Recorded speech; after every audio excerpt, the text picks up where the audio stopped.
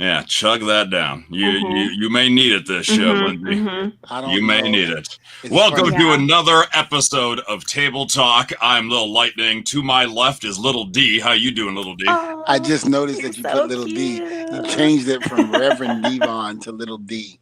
What the hell? Because of our guest.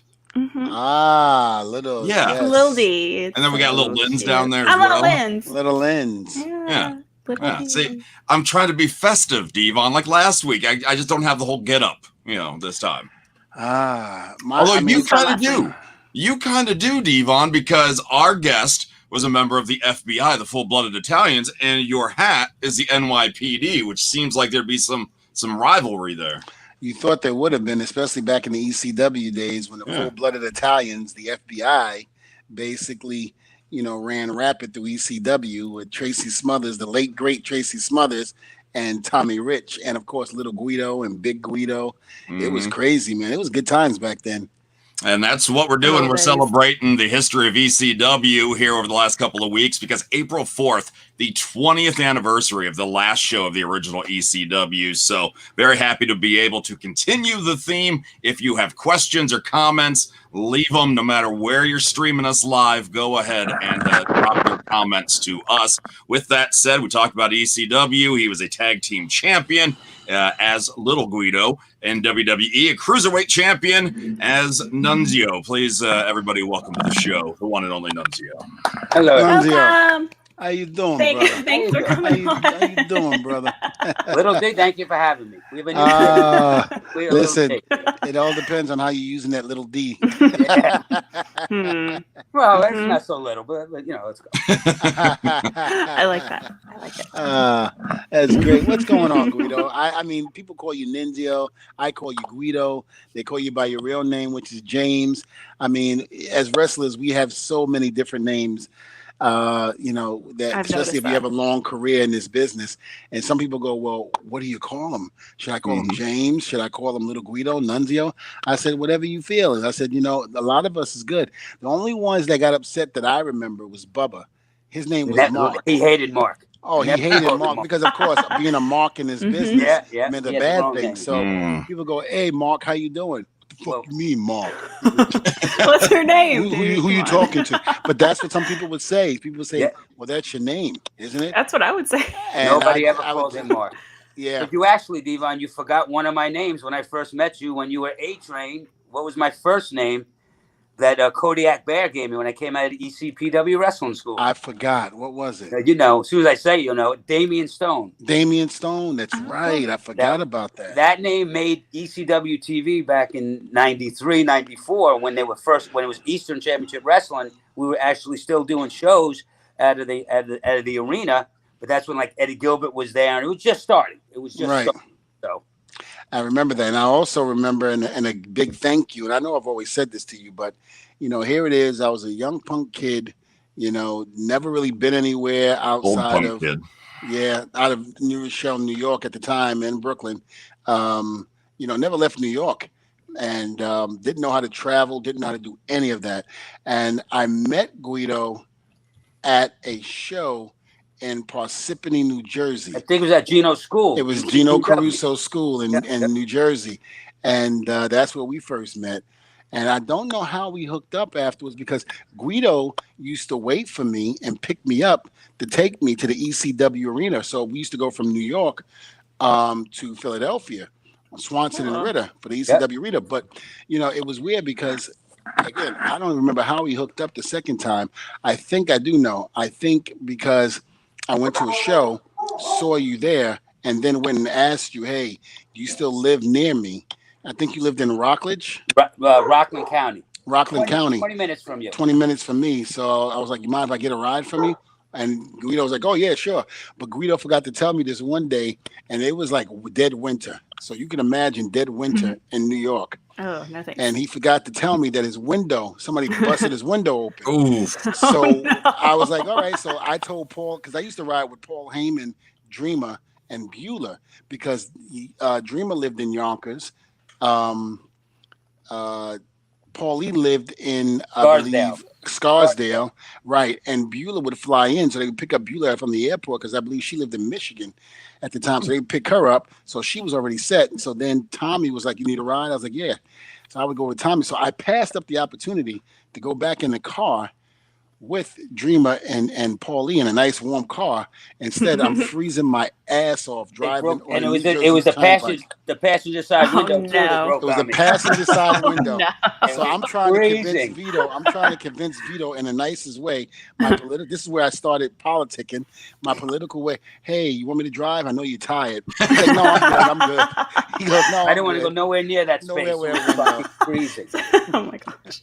Yeah, we also hooked up as time went on, though. We started, me and you. Then remember, we started meeting the Bellas because we all started working at the office together, doing the merchandise. And then we also started going down with the Bella. Remember Bella?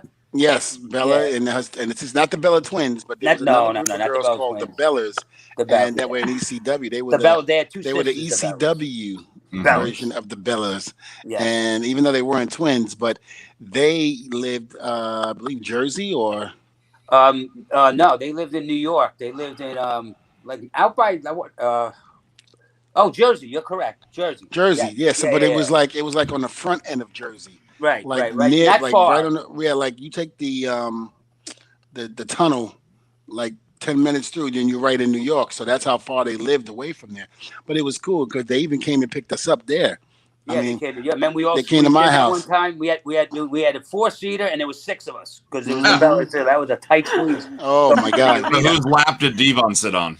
I was driving. Yeah, I think he was driving that time. Oh yeah. We had 4 windows, so I didn't mind him driving then. Yeah. All right. Yeah. We had windows that worked. Wow, gosh, this is great. We Guido. also had a great time when we worked in the office together. Oh yeah, we used to loading the Guido, vans, unloading the vans. Me and Guido used to work at the ECW office up in Scarsdale too. Mailing merchandise out. Here's what fans didn't realize: when they were called the talking to us. office, they were talking to Devon Dudley and Little Guido.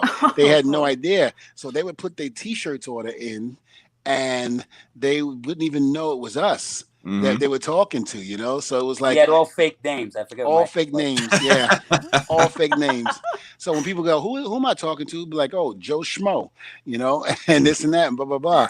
It was great, man. We had such a great time. Then we used to do it by hand. We used to take all the packages with these big sacks, and we used to go to the post office and drop off the T-shirts. Drop off the T-shirts. Well, we had hundreds. So people behind us, you know how long it took us. They had to put stamps on all the packages. And Oh God, it was great. They hated you. They probably were like, "How these people again?" You want to talk about a mom and pop shop? That was a mom and pop shop. Yep, and we did it, and we made it work. And that was the one thing about ECW is that we did things like that. We did things old school, you know, but we made it work. You know, we didn't get spoiled, you know, like a lot of companies. We loved it.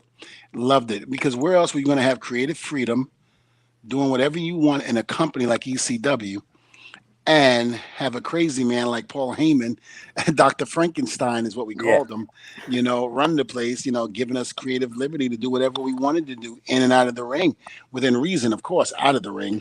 But, you know, it was just a great time. And to have the employees working within, in other words, the talent working within the office, you know, doing the merchandise, helping with the T-shirt sales and this and that. And there was this one van, I'll never forget. I think they had we rented it for 4 years, never changed 4 the oil. years, never changed the oil or nothing, and the damn motor blew. Oh yeah, I'm sure it did. Dreamer returned the van, and the person's like, "This van we reported stolen." They didn't even know where it was. They had no idea. It had been gone for 4 years. Oh, it was great. It was they so paid funny. for that. Yeah, they did. They had to pay for that. I mean, literally. I mean, think about it. You take a rent-a-car for 4 years, and for 4 years, but you take the rent-a-car, going, "Oh yeah, I'll bring it back in a week," and you bring it back 4 years later. 4 years later, it went back. I just kept it. They ended up. Oh, well, the engine blew. So no, they wound up keeping. Dreamer, I think, kept it. Yeah, then had to total it because it was done. But somebody had to pay money. We got fined for that. I'm sure. Oh yeah, after 4 years of having it. Yeah. The good thing about like me and Devon and Dreamer working in that office spot with the merchandise, it gave us a full-time job. Like we were getting checks, and this is when things were good. You know, things were bad towards the end. And Devon, I don't even think you were really there when things were bad. You already went to WWE.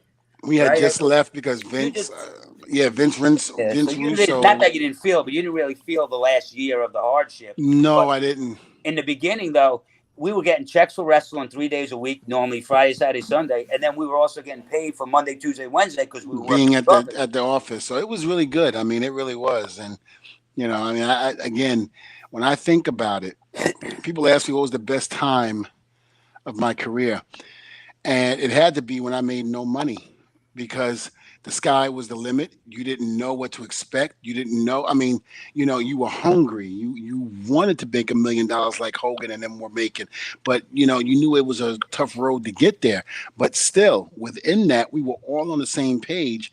Nobody was trying to outdo one another. And again, we had such a good time. Like I always said, ECW was such a family. It really was.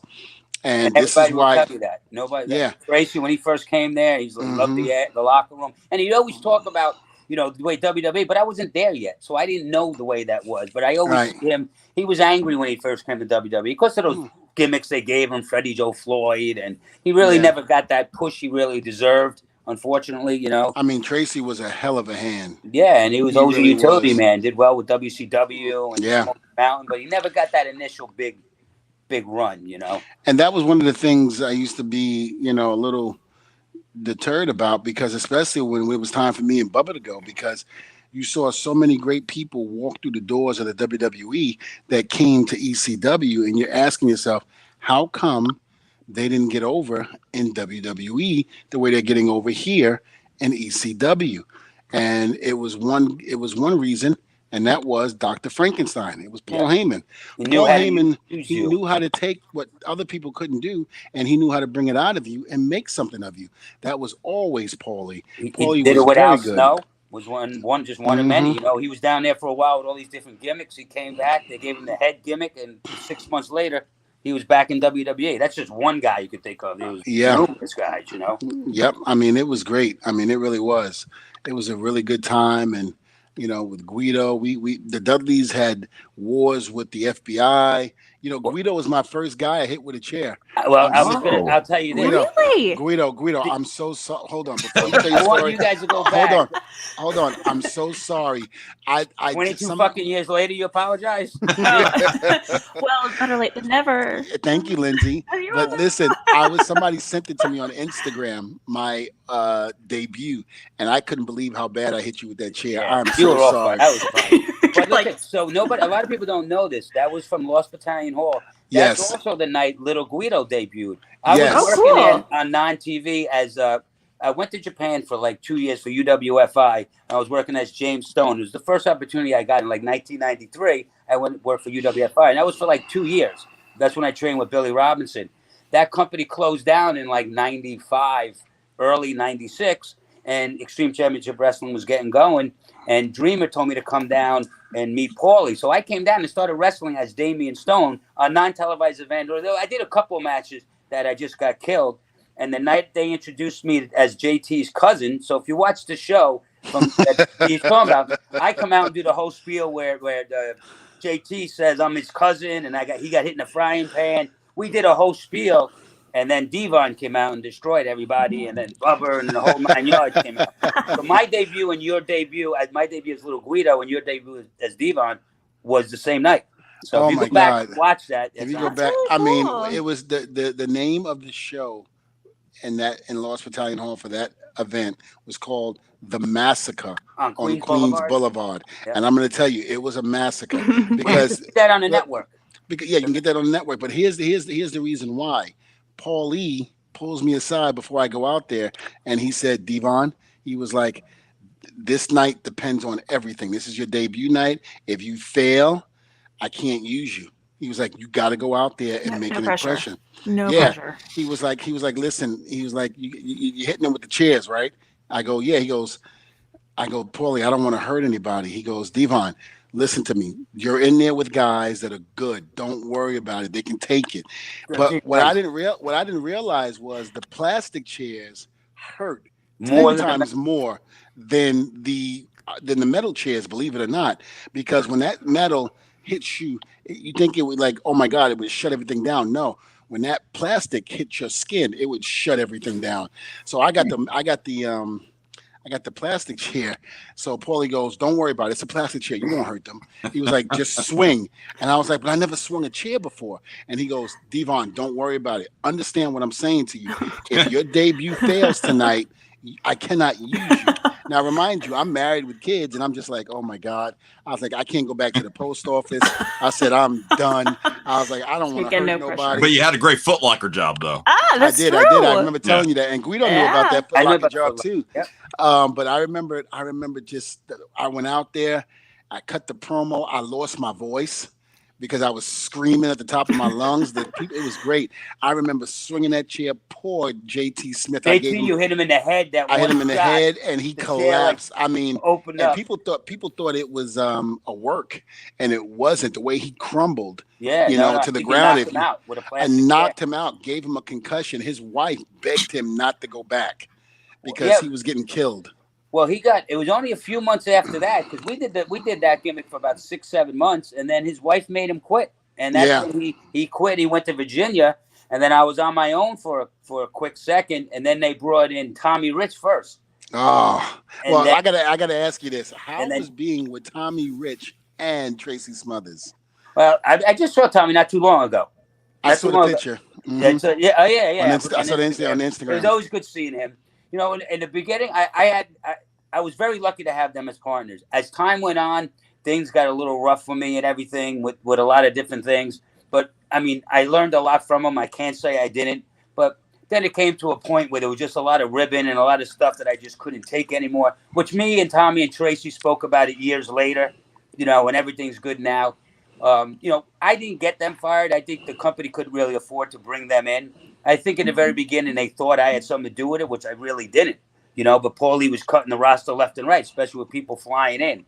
So, but I got to admit, I was very lucky for the 2 years that I was with them. They taught me that real, like Gino Crusoe did teach you how to really work, not just high fly and all that stuff.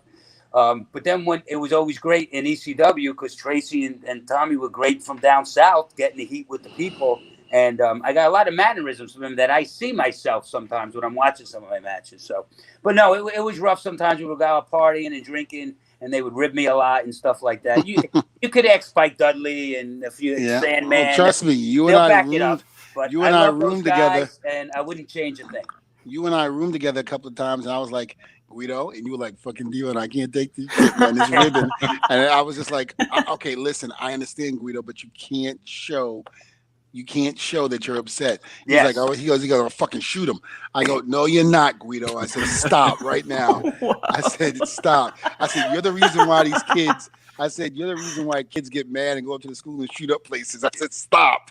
Wow. I was like, you're not. Well, I was only saying I would never do that. I know you would. I know. But those are some of the best days of my career. And it was great years later, like I said. I hooked up with Tracy and Tommy, and we actually talked about a lot of those days. And we were all partying a lot. We were doing a lot of things we shouldn't be doing, which changes your attitude too. And, listen, we all did the way those it was. things. I wouldn't change No, it. we all did those things, Guido. And the thing about it is, we all had fun.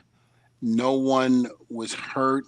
None of that. And I mean, the thing about it is, we lost a lot of good guys, along the way. And sometimes I get choked up in talking about it because so many guys that we traveled with on the road and broke bread with, roomed together, worked out with, are no longer with us because of silly things called pills, and whatever it was good at the time, whether it was New Bane. That was very big in ECW. Very big. GHB. I never did that, but GHB. Yep. It was something that, it was what it was back then, but something, we survived and we still made those 3 letters, the biggest 3 letters in the history of wrestling, and still talked about today. Exactly, and it helped change the face of pro wrestling. No one can ever deny that. Like I always say, there would never have been an Attitude Era if there wasn't for ECW. I don't care what anybody says. The Attitude Era truth. doesn't think that, but we do. That's okay, because I was part of the Attitude Era. You and I both, and I know. Yeah. Yeah. I know, because I remember when we were back in ECW, and I remember seeing Al Snow and Bob Holly doing a hardcore match and winding up in the lake, I remember that match, and we were all looking at it going, "That's ECW. Yeah. It's ECW. No, professional Outside in wrestling. the snow. Yeah, Matches went outside in the snow. yeah. Nobody was doing that before us, but it got over so well. And you know what? Kudos to the people in Philadelphia. For those that are watching in Philadelphia, that experienced the ECW things that we did back then. Thank you so much, because it was really because of your voice and what you did and how you put ECW on the map, which really, really did wonders for us and really put us and helped us where we are, made us the number 3 largest company in the world. Because those fans from Philadelphia and a lot of other places would go to WWE shows and you would hear ECW chants back in 97, 98, small groups, Yep. which forced, well, Paulie had something to do with Vince anyway, but, made that little connection. Remember, I was part The of invasion, the first invasion. The first one, 1997. 1997. I At the Manhattan Center. The Manhattan. Yep. So I think Sabu fell off the Raw sign. Oh, he went God, to jump off. He tried to, it was. He tried to dive, but the sign. He tried to dive. It wasn't his fault when he went to jump. But he blamed the guys anyway that was holding it. God damn, what the fuck's wrong with you guys? I don't know how to fucking hold a sign. Yeah, but it wasn't his fault. But it's just that thing was wobbly. Yeah, and Sabu's crazy anyway. So I'm glad he's doing good.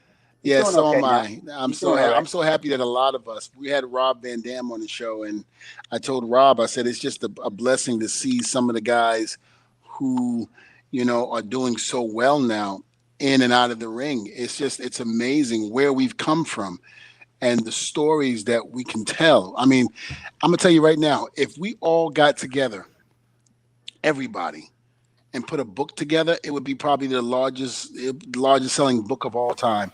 There's no question about that, because I'm telling you, the stories that we have, just in ECW alone, I mean, forget about it. The people we would have to tell all those stories. A lot of exposure would go on, but I mean, that's what it's all about. You can't have a book and all. You know what? What they gonna do? Lock us up? No. Oh no, I'm not talking about the police. I'm talking about our families and all that stuff. Listen. What are you talking about, Dave? A lot of stuff happened. Hold on, Guido. If you don't honestly think that they thought we weren't dirtbags, this is why I always say, for those that were with us back then from day one, if you don't think that they thought we were dirtbags back then and they still stayed with us, that's a keeper. All right. So with me, it got bad as she started working for the company. Remember, she was selling the merchandise. Oh yeah, that's right. So she was able to see all of that stuff. Yeah. Your wife was great. I could do no wrong in his wife's eyes. No wrong. No wrong. That's great. Now, Guido, I got to ask you a question before I forget. I was told a little story about you. You had left WWE. You were working somewhere. I forget where you were, and you ran into a certain actor and had no idea who this actor was. And you were talking to him as if he was just some Joe Schmo off the block, but he looked like a Joe Schmo off the block because the way he dressed, you would have never thought it was him, and it was Al Pacino. Al Pacino, yes. Guido is talking to him, has no idea who he was. It was in Manhattan. It was in Manhattan. It was in Manhattan, and he was under an alias name because he was doing a movie, and I was doing security at the hotel. But he dressed like a total bum, though. And he was in the bar. And I was talking like I had no idea who he was for the first half hour, 40 minutes. I had no idea it was Al Pacino. It didn't look like Al Pacino. I grew up watching this guy. I'll give you the name of the place too. It was in the Silver Towers, and he was under a fake name, so nobody would know he was there. Which I didn't need a fake name. I was talking to him. I still didn't fucking know he was there. It was great. When you hear Tommy Dreamer tells the story, I mean, he always could tell it better. I tell it the truth way, but he has a little spice. Which is what you have to do. Oh my God. I was in stitches. Me and Bubba both, when we first heard the story, we're driving. That was 2010. Yeah. 11 years ago. We were driving together. We were in TNA at the time, I believe it was. And Dream was telling the story, and Bubba literally had to pull over because he was laughing so hard from listening to Tommy Dreamer telling the story. It was fucking great. And he was buying me drinks too. And I was like, this dirtbag buying me drinks. This dirtbag's got some money. I gotta ask. Did he take some white powder, dump it on the table, and then put his whole face in it and snort it like he did in the movie? Scarface. That was Scarface. Scarface? No, he didn't. Then you've been like, gosh, this is so familiar. Where have I seen this before? But I gotta tell you, if you guys saw him that night, the way he was looking, it didn't look like him because he was also he was scrumpy looking because of what he was doing. He didn't, he wasn't going to the Oscars where he's slicking back his hair and looking like Al Pacino. He's looking like the character he was playing. So just didn't look like him. He had like snorty beard, hair all over the place. And he probably liked it that way. He probably had a good time. If I knew who he was, he probably wouldn't have sat there that long with me. Probably. Yeah. Because we didn't talk about anything about what he was doing because I didn't know. I mean, as far as I'm concerned, I think Al Pacino, even back then in 2010, at that point, was kind of like he had that Michael Jackson status. And what I mean by that, couldn't go anywhere because 100%. Now he still can't go anywhere. He probably still can't go, but because of the movie Scarface, especially Scarface, The Godfather, The Godfather. I mean, especially Italian people, they love Al Pacino. They love him. They absolutely love him. That's the mafia right now calling him. Hold on. Quit talking about him. Oh, it's fine. You can take it. We're not doing anything important. Yeah, that's fine. At least put him on speakerphone. Amy. We want to listen to this conversation. Hold on. Play it for your fans. Okay. Oh, Amy, I don't have a warranty. Listen. I don't have any cars. I'm broke. Okay. I got 7 kids. I'm so glad you took 10 this that I call. don't know of. So please don't call me no more. There you go. That's when I hit ignore. Ignore. Yeah, but nowadays you can't. My mom calls ignore. Wow. If your mom called during the show, you're putting her on speakerphone. Important. Oh, I would. Yeah, for sure. She's got some explaining to do. Oh, that's I don't great. know about what, but she does. Hey, Mom, love you. So I have a question for you guys. Since you're both ECW, WWE, did you guys ever have to do any PSAs? Any public service announcements like, hey, this is Devon Dudley, don't do crack, or Nunzio. In the meantime, you're like, snitches get stitches. Did you guys have to do anything like that? I never did anything like that, but there's times at WWE they would send you to like schools and stuff like that and talk to the kids. I never did like a promo that aired on TV, but I like a did dare program. Yeah, like WWE send you and you would talk to kids, or sometimes even in the arena, you would go downstairs and talk to a group of kids that get to meet whoever they wanted to meet, and you would do stuff like that. But I never did it the way you're saying it. No. Oh, Okay. the greatest thing was to have Sandman do that's a great PR guy. Oh, that was great. That was great to have him talk about, don't drink and drive and all of that and blah, blah, blah. And it's like you're asking Sandman, the man that comes out with a beer and a cigarette, scratches his forehead with the can. Did they ask him? Smokes a cigarette. And they asked him to go down there and do something, talk to kids. I'm like, are you out of Kids your are like, mind? I'm so confused. I didn't know that. I mean, could you imagine him coming in there? Yo, how you doing? Don't drink. Drinking and about wrestling. Well, I saw you on TV. Yeah. But the reason I ask is because I came across something today that cannot be true. This has to be fake, but I want to show them to you anyway just to get a reaction. That supposedly these are WWF PSAs from the 80s that were anti-masturbation. What?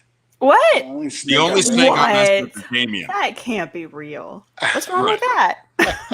What's Paid wrong for with by the American Board of Sexual Well-Being. All right, so there's 5 I came across. Bitch. Leave that bone alone, Devon. I don't know what that is.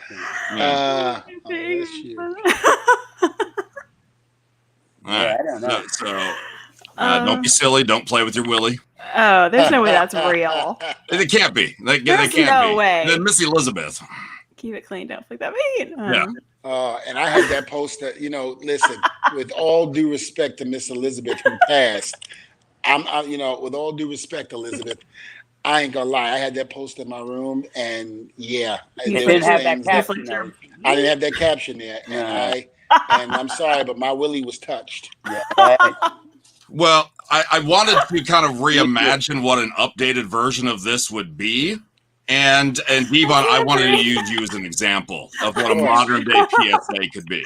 Oh my God, I can't wait. So we'll start with this one. You can't testify if you're playing with your one eye. Not the best one, but I got options. I actually like that.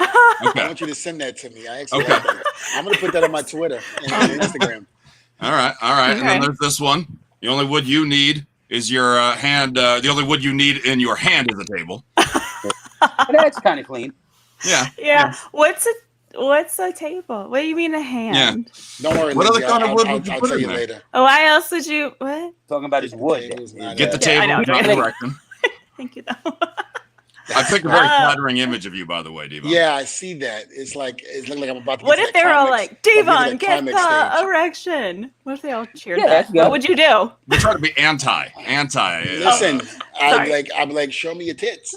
Nope. And then be like, okay, that's right. I will masturbate. That will help the erection. That will help it. And then lastly, the answer to what's up is not your lonely dong.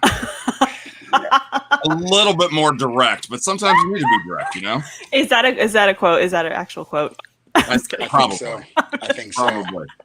And I didn't actually want to leave Nunzio out either, so I did create one for him. Keep your little Guido a little Guido until marriage. Oh, that's sweet. I stand by that motto. I like that. Is that Austin? I actually like that. Guido? Is that Austin in that picture? No, Or you know Nathan that Jones. is Nathan? that picture. I can tell you exactly where it is. That's Sinitsky, whatever. Oh, That's from Milan, Italy. That was Ooh. from Milan. That was. Do you remember, Guido? Do you remember that? I mean, that tour was amazing. Those people in Milan were incredible.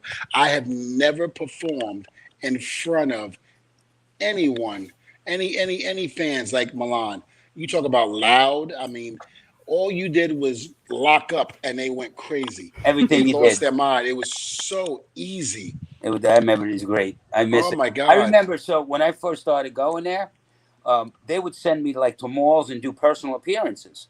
So I don't speak Italian. I'm born in New York. I'm Italian, obviously, but I'm not from Italy. So I was going to malls with a couple other guys, and I was getting a good amount of people. But when they were coming up to get their picture signed, they were all trying to talk to me in Italian, and I don't know what the fuck they're saying. And then I'm looking at, and then they're looking at me like upset, like, oh, no speak Italian, no. I'm like, no, I'm sorry. I went up to Johnny after the first time. I said, I can't do appearances because I don't speak Italian, and it's like now they're kind of looking down on me because they don't know. They thinking I'm from Italy. I play that I'm from Italy, so I had like Rey Mysterio go to Mexico and do a lot of appearances because he could speak Mexican, and it's easy. Fans love him. I can't talk to nobody, and they're all trying to talk to me. I'm getting the same frowns from everybody.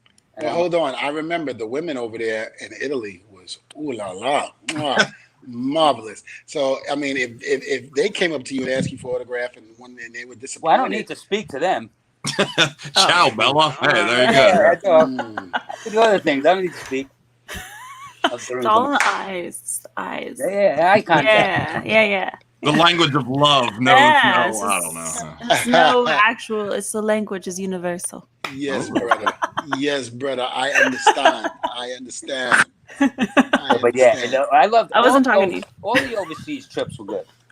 I Those love people them. were very appreciative of all of them. You know what? To this day, I still, even now being a producer working backstage, when I go overseas with WWE, it's still so much fun. Yeah. Don't get me wrong. I'm not downplaying anyone or anybody or any state here in the U.S., but Thanks a lot, Devon. Yeah, I know. But so you don't like North Carolina? Is that what you're saying? Well, I mean, had a lot of fun. Had a lot of fun in Carolinas. Okay, but, continue. Well, it's weird actually. The good thing about overseas, like when we wrestle in the States, you have your car buddies, the 2-3 guys you're with, and then after shows, everybody pretty much goes their separate ways or maybe meet at a bar. When you're overseas, you're on that charter flight. After a show, everybody's at the same hotel, which never happens. Everybody goes to the bar. So only overseas, whether it's England, Ireland, Finland, wherever we are, we're always all together after the shows in the lobby bar because that's where everybody's hanging out. In the States, after shows, you get in your car with 1 or 2 people, whoever you travel with, and you either go to the bar or drive to the next town or wherever you're doing. So that was also cool about the shows overseas because after shows, we get on the bus and go to the hotel and everybody meets at the bar, usually. You get to know everybody. Oh, I know I did until until the one day I thought, oh God, I love Undertaker. I love him. But this one overseas tour was the first time I got introduced to Jack Daniels. And I like that stuff. It's good. I heard stories about Taker, but I didn't really know it to be true. And I remember we were somewhere, and I'm gonna say I can see the hotel in my my brain right now, but we was somewhere. I think it might have been the UK, and they had two buses. One bus was the earlier guys who went on early; they could take them back to the hotel. The second was for the second half of the show, and Taker, of course, was the main event. And me and Bubba usually were on either first to open up the show, or we would like right before intermission. So we were able to get on that bus and come back to the hotel. So I'm having my little winey drink, my white Zinfandel, my girly drink. Remember that, Guido? Yeah. I used to always drink my wine. Barry And I'm Manilow. good. Right, I'm good. But before that, Taker told me, he goes, Devon. He's like, are you going down to the bar? I was like, yeah, I'll be there, Take. He was like, oh, okay, good. He was like, because, I'm buying drinks for everybody. I was like, oh, really? I was like, oh, man. I was like, thank you, Taker. He was like, nah, not a problem. He was like, you guys bust your ass on this tour. You did great. This and that. I was like, oh, thank you. I was like, he's like, what do you drink? I was like, white Zinfandel. He was like, White Zinfandel. he looked at me, he said, what? Little spritzers. Yeah. He goes, you drink it like this? I go, absolutely I do. But I don't know why my pinky gets stuck in the air. He goes, It's just like automatic. Yeah, he goes, you're going to drink a man drink tonight. And I was like, oh, really? What is that? He goes, Jack Daniels. So I said, oh, okay, cool. So, I'm not thinking anything of it. I figured one drink, I go to buy. So One shot. he gets to the hotel. We're there already. He gets to the hotel. So I'm not feeling too well, because whatever I ate, just wasn't agreeing with me. Plus, now I'm drinking the white Zinfandel, which is really turning my stomach. So now I'm getting sick. So I'm ready to go upstairs to go to my bed, and then Taker gets off the bus. And as I start to make my way, he goes, Devon. I was like, hey, Taker. He's like, you're going to drink? He was like, yeah. I was like, I'm going to. I'm not feeling well. So let me get this straight, Devon. I'm ready to buy drinks and hang out because I haven't hung out in a long time. And you going to pass up on it? And I was like, that's when you have that quick conversation in your head, that you usually go for like 20 minutes. And I was like, yeah, if I do that, I'm going to wind up in wrestler's court. I don't want to do that. So I was like, no, I'm good. So he orders, you had to see it. It was like out of a movie. He's got like 20 different drinks lined up. And he's calling Bradshaw. He's calling everybody. Shelton Benjamin, Charlie Haas. We were all down there. Rico, remember Rico? He was down there. All those guys. And then me and Bubba come up, and he's like, cheers, boys, take one. So we took one, cheered it. Great time. Thank you for the tour, boys. Thank you, Taker. So we drink it. Boom. I'm thinking that's over. I start to walk towards the elevator. Devon. I was like, huh? He goes, we're not done. I go, what do you mean? We finished. I'll never forget it. We finished off about 12 bottles of Jack. Yes. You talk about that's my kind of night. Yeah. Oh my God. You talk about sick. Oh my God. I was so sick. I remember the next day. He probably spent a fortune that night. Well, it's the Undertaker. The Undertaker didn't spend a fortune. But you wasn't buying just you. He buys everybody. But he probably rolled his eyes, and the guy was like, anything you want, Taker. But I remember. Buy one bottle, get one bottle free. Yep. I remember. That's my kind of deal. Right before I left, he goes to me. He goes, Devon, you're gonna go to the gym. You're gonna go to the gym in the morning. I was like, oh no, Taker. He was like, Devon, I'm asking you, are you going to the gym tomorrow? And right then it clicked. I was like, yes, sir. He's telling me go to gym tomorrow. Yeah, he said, I'll meet you downstairs at 7:30. I said, can we go at 8:30? He goes, how about 8 o'clock? And I went, see you at 8:30. I went, okay, yes, sir. I said 8 o'clock. And I didn't realize I'm saying that, and it's now 6:30 going on, or it's something like 6:30, 7 o'clock. And I'm like, oh my God. And when I tell you everything is spinning. So I go upstairs, lay down. It's one of those things where you lay down, all of a sudden you put your alarm on, and just when your eyes are about to close, the alarm rings, boom, you're up. Yeah. And I'm like, oh my God. I go downstairs. Taker's already down there. He's got his towel. He's ready to go. And he's like jumping around. He's like, Devon, come on, boy, let's go. Come on. I was like, Taker, please. He was like, Devon.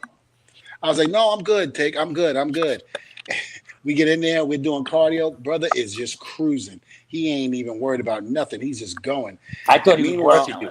Yeah, meanwhile, I got a bucket next to me ready to throw up. That's how bad it was. So remind you, let's move forward. Later on that night, the second day, Devon, you going to the bar tonight?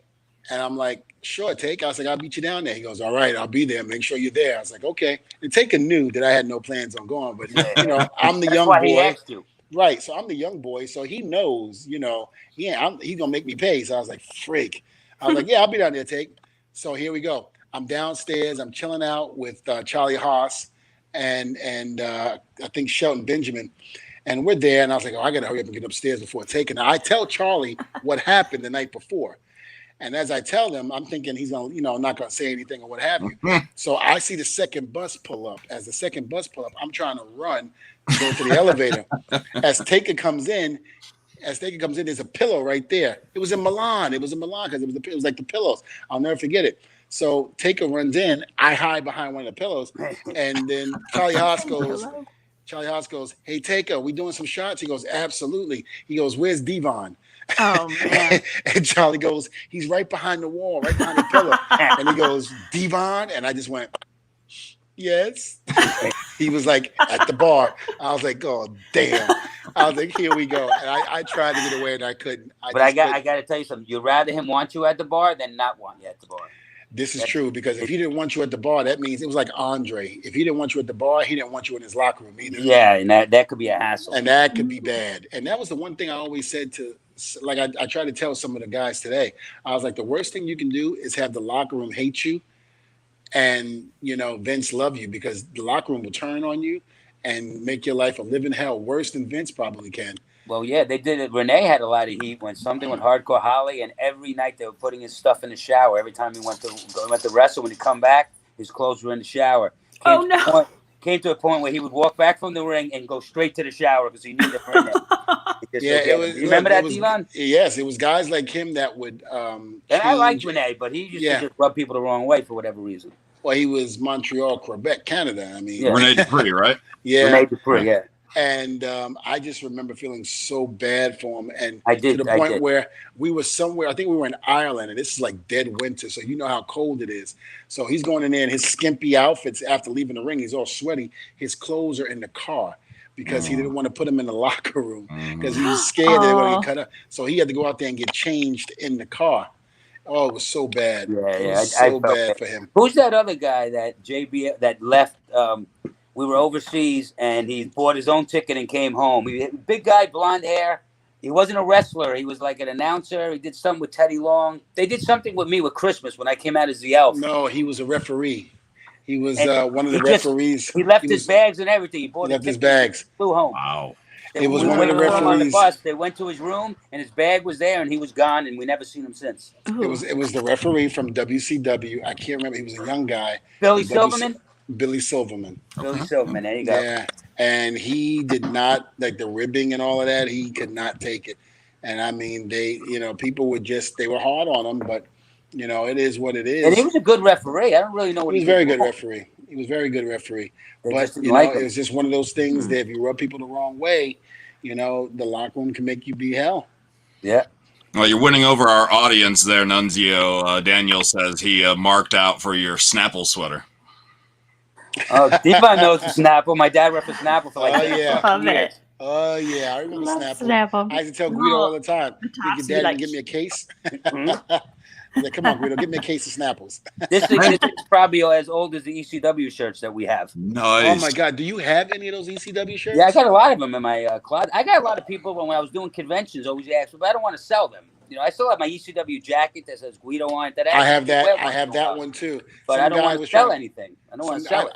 I've got a lot of jackets that we were able to get that the company had made for us with the ECW logo on it. It was the varsity one. Yeah, I got the varsity the round logo on the back. I have that one. I had people offer me good money for that stuff. I don't want to get rid of it. And I got a whole bunch of T-shirts. Well, let me ask you a question. Do you have a double X? I got a whole bunch of them. Okay, can I have one, please? Come here, Aramanium? Come here. Doreen just came home. She's trying to talk. I'm in the way. I'm in front of the oven. Come here. Say hello. Come join us. I already talked about her. She used to work for ECW. She used to sell the merchandise. Just come here. She wants to be on camera. Steve insulted. Hi, Doreen. Hi. Hey, Doreen, I got to ask you a question. Back in the day, I could do no wrong in your eyes. Am I still the same way? Absolutely. Yes. Sweet. Yes. Yes. Oh, Barry love Manilow. Mrs. That's why I I mentioned actually it do love earlier. that sweatshirt. Oh, Barry White. Barry White, the young Barry White. Yeah. I said Barry Manilow. All right, you trying to put me as Carlton on the Fresh Prince of Bel-Air? Yeah. You can do the dance. It's not unusual to be loved by anyone. What a silly question, Lindsay. I know. Sorry. Well, Guido, we had such a great time, man, talking to you, man. I mean, No, thank you you so for having much. me. I And appreciate I'm it. so happy that things are going well with you because, again, we hear so many tragic stories about wrestlers after their career is over. And it's so good and so refreshing to know that somebody that started when I started is doing extremely well with their family. And really, you look great, man. You look really good. So, I said you hardly look like kudos. you've aged at all. Okay. No, I aged a little bit. I just turned said, out okay. 49 last week. Oh, wow. Look at you. That's right. You were older than me. You were like 5, 10 years, almost 6 years older than me. Am I I that forgot about Is that. he? Yeah, he's about 6 years older than me. Is he? I was going to say, shut up, Lindsay. Gosh, you guys' numbers are really hard for me. I can't count. Ugh, I'm gonna keep drinking. Must be me. Well, Guido, where can we find you on social media? Nunzio. I'm on Instagram and Twitter, and it's Nunzio_Guido. Or other way around, Guido_Nunzio. One of the Find two. you. Well, one last question I want to ask you. Your son, But yeah, plug that. We'll follow some stuff. one last question. Your son, is he looking to get into the business? No, he's not. Good. Nick's doing good. He's playing football right now. I'll give you a little history on him. Last year he got MVP. They're playing now. They didn't play they didn't start in August and September. They're starting in March. Instead of them canceling the season, thank God, they let them have the season. So no, he has no interest. I mean, he supported me when he was younger and would watch. Right. He would come to shows with me, and I would get in the ring and wrestle around with him. But no, he has no interest. He Listen. wants to play football, which we'll see what happens. He's a good student. He's a 90 average. So, I don't want to force him. I know your kids are involved. I'm not happy about it, but it is But, what it is. and you also have a school, too. Yeah. But, nope, I would never force him. I'm actually glad he's taking a different path. It's a lot safer, especially with the stuff that the guys do today. Not that what we did wasn't crazy, but, I watch when I see NXT and I watch AEW, some of the stuff, I'm just like, those flip power bomb, like power drivers, some of the stuff I just don't know how they do. I don't know how they do, that, bro. Off the top of the ladder, they're doing flip power drives. What that spin thing is, it's like Guido, you tell him Uncle Devon said, good job, stay away from the business, and use your brain to make money, not your body. Yes. Don't be like Uncle Devon and Dad. He's at football practice He's at football practice right now, but I will tell him as soon as he gets home. Well, listen, you tell him and use his body in that way. Football if he wants to, with other sports, but stay out of pro wrestling. Yes, yeah. I don't think you'll see him in a wrestling ring. He has no Good. interest. I'm glad to hear that. Yeah. I wish he would talk to my sons. And Me tell them to too. get the hell out of the ring. You never know. You never know. Listen, my boys got corporate jobs, but yet they still want to do pro wrestling. I'm like, why? Well, you got him involved in TNA. I remember seeing him on TV in TNA. Yeah, I didn't want to. My arm was literally, as funny as it might sound, but they were twisted because Bubba went to Vince Russo and talked about, the storyline with them and, and this and that. And they were like, Dad, please, please, please. It was kind of like, no. It took me about, I think, 6 or 7 times before I actually said yes to it. I didn't want them in the business. I did not want them at all. I didn't want any of my kids in the business. I got 2 new girls. I got 2 daughters now. Yes, I see them on Instagram. Yeah, and on Instagram. I'm always liking them. I like the. Oh no, I see it, but I would never ever want them to be in the business, especially girls. Yes, no way. But like, if Nick was diehard and wanted to be in the business like your son, I wouldn't stop him. That would be fair. It's the same thing with me. He has no desire and never even asked me. I mean, he likes watching it. I mean, I'll hear him playing the games inside and stuff, and sometimes watching it on the phone. But he just doesn't have an interest, So. Yes, that's my buddy. Yes. Can't force him to do anything. I knew I loved that kid. Yeah, doing good. All right, buddy. Well, Guido, listen, you take care, and you and I will definitely talk soon. Yep. Take care. Thank you for having me. Thank you, buddy. Thanks so much for joining us. How do I get off? I just hit off? I can help you out with that. Bye. I love Nunzio, Guido, James, Damian Stone. I love him. He's great. Oh, he's super nice. I love it. And also, I learned today to use my brain, not my body, for jobs. Okay. That's been my problem. Is I've been trying to use my brain and not my body. That's my problem too. Lindsay, I love it when you drink I love it when you I drink on the actually show. haven't had that much to 'cause- drink. Yeah, but whatever you're drinking is making shit come out crazy. I love I'm it. just happy you guys are just like bringing out the best of me tonight. It was a great interview, Noel. Thank you.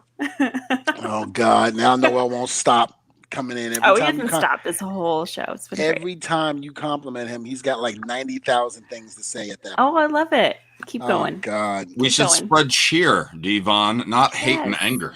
We should love our fans. Noel is my fan. Not yours. You know how many fans love that you just said that, Lindsay? I think I'm gonna throw up in my mouth.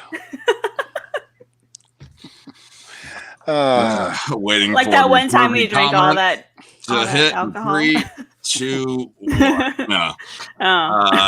Big thing in wrestling today, as of this recording, didn't get to get Nunzio's thoughts, but we get your thoughts, Devon. Kane in the Hall of Fame. I'm extremely proud of that, and you were the one that broke the news to me.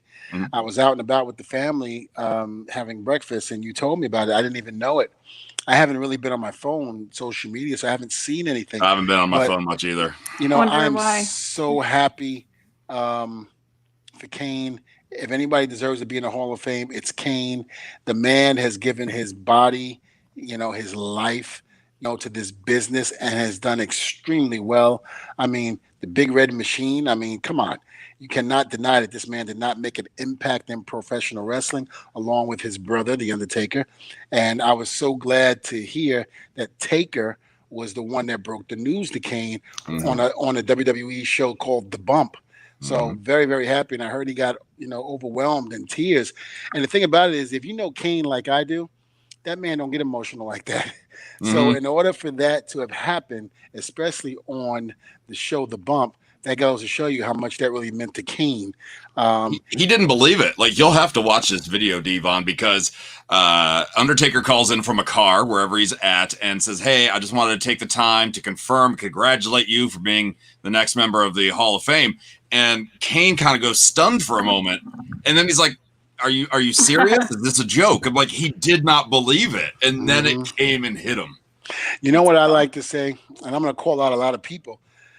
I'm not going to say who, but if they're watching the show, they know who I'm talking about. A lot of them like to dismiss the Hall of Fame. Oh, what the hell?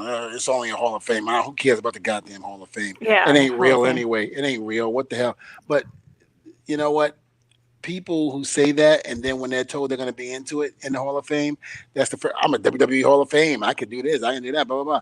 I'm like, you're so full of shit. Every time I hear people say that, if Vince was to call them up and say, right now, I'm putting you in the Hall of Fame, they'd freaking.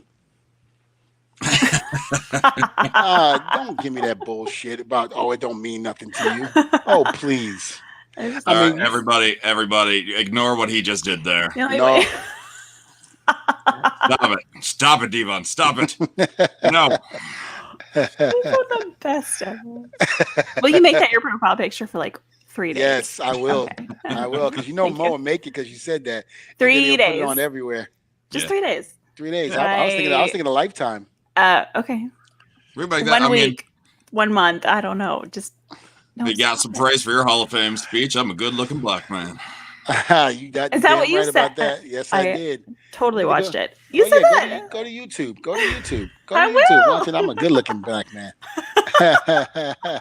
No, but what you're saying about the Hall of Fame is correct. Because a lot of people say the same thing. Musicians will say the same thing about the Rock and Roll Hall of Fame, that they don't think it's a big deal. They don't want to play the politics to get in. And one of the most notables was Trent Reznor of Nine Inch Nails. Now, a Grammy winner, an Emmy winner, a Golden Globe winner. I'm like, this guy has expanded his horizons. And once he got that call, he realized, wait, I'm following in the footsteps of some amazing acts. This is an honor. So it's not just the wrestlers or the fans that question these Hall of Fames.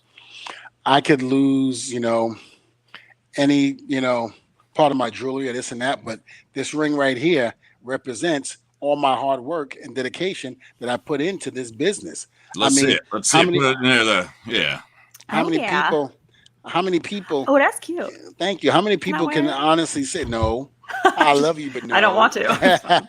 You a lie. See, she's one of those people. You a lie. But no, it's just that, all the hard work and the sacrifice, especially as a little kid wanting to become a wrestler, and then all of a sudden knowing that there's a WWE Hall of Fame and how so many people who you looked up to in this business are in there. And like you said, you're following in the same footsteps as these guys. Say what you want to say, political, what have you, but everything is political, in one way, shape, or form. But if you're in there, you're in there. But I don't give a damn what you say, Devon. I don't give a damn. Okay. Do you think they're going to be maybe a more of a widespread credibility if WWE would put a physical location to the Hall of Fame? No, I think a lot of fans would go and see it. There's no question about that. It would be great if Vince could actually, like during WrestleMania, when all of this pandemic BS ends and we're back on the road. God, I don't want to be back on the road, but we go back on the road and this and that. And what blah, you blah, wish blah. for. if he can rent a place, like a little building, and put all the Hall of Famers in that building. In other words, like the memorabilia, and just set it up as if it was a station place, and sell tickets to people to go in there, like they do, like the Rock and Roll Hall of Fame or the NFL Hall of Fame. You could do something like that everywhere we go, because unless you just have it in Stamford, Connecticut. I was going to say, at the WrestleMania, the Access shows, you've had the memorabilia sections before, and I've walked through. It's really cool, but that's why I would love a physical location where you can really take your time and look through, because that's just pretty much like WrestleMania sort of stuff. I'd love everything, nothing off limits. I mean, to see an actual pair of boots from Andre the Giant, how big that man was, how big his feet was. Oh my God. I remember, like I told the story on the show before, I remember Madison Square Garden, the first time I ever got close up to the rail where they came out. And I just remember walking out there and Andre comes out. And at the time, Andre didn't have music. I don't think Andre ever had music. This is when some of the guys didn't have music. They just walked out when the time was right. And I remember Andre walking out and everybody just stood up, and I ran to the rail, and I couldn't believe how big this man was. If you've never seen Andre the Giant in real life, oh my God, he dwarfed Big Show. Oh, I wish I could have seen him. Did you ever did you ever see that stuff, Lindsay? Did you ever see some of the Andre the Giant comparisons on the internet? Maybe, I don't know. Because I just remember seeing some of the documentaries and whatnot about him, how you could actually fit an egg through his ring finger. What? Yeah, I mean, no, I just saw the comparison on Princess Bride. That ain't nothing compared to. I mean, even that picture, that one famous picture where he's. I have seen Beer Can. I have seen that one. Yes, where he's holding up all 3 women on each arm. And I mean, don't get me wrong; these were nice, fit women, but they all had to be at least 120 to 130. I mean, imagine holding them, with your arms stretched out, and they're on it. I mean, that's talent right there. To take three women on each arm and do that, you can't do. I don't care how old. Listen, you can be 35 pounds soaking wet. There ain't nobody doing that for real. I'm not sure what you just saw to your right, but no, I'm just trying to see. I'm like, what else could I try to balance on? I mean, you looked over as if somebody was making okay. Like what I am in my house sometimes when shit happens and I'm like, that should not have happened, but yet how did it happen? And things start moving by itself. Then that Exorcist picture comes out, scares the hell out of me. All of a sudden you're like, oh, there it is. The funny thing about it is you can't see it, but I got some steps. I got about maybe 20 steps that comes upstairs to my game room. And when I go to the kitchen, sometimes I pass, by it all the time. So when I get up in the middle of the night, it freaks me out sometimes because I'm always thinking of Linda Blair doing the Exorcist walk down the steps. I'm like, man, that's all I need. And nobody would hear me scream. No. Really? And I have the same feeling when I walk by my game room too. Yeah, when I am knocking by my game room, laundry room. Yeah, my extra room, I should say. My daughter's room. I don't know. I don't know what it's like to have a game room. I don't know. His beer can is bigger. My beer can is bigger. Oh, Noelle, please. Sure it is. Oh, wow, Lindsay turned on you, Noelle. She said, "Sure it is." Sure. What? I just call it as I see it, guys. Wow, you haven't seen it. You don't want it. No, Lindsay. No, that's not what I meant.